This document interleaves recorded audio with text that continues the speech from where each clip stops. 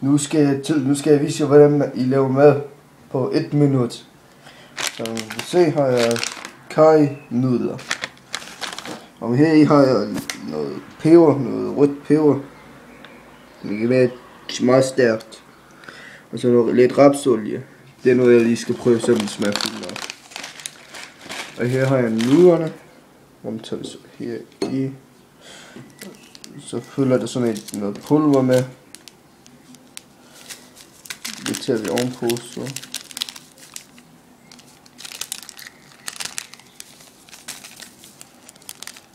Jeg har aldrig prøvet den der med peber og hvad fanden hedder, og olie.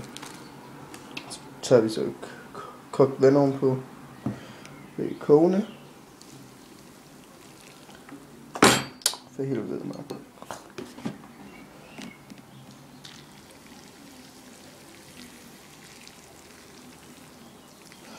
Så det kan lave mad på cirka 1 minut. Og jeg købte det kan I købe over alle steder. Jeg købte den her for cirka 3 kroner oppe i Kiwi. Så prøv det. Vi ses næste gang. Hej.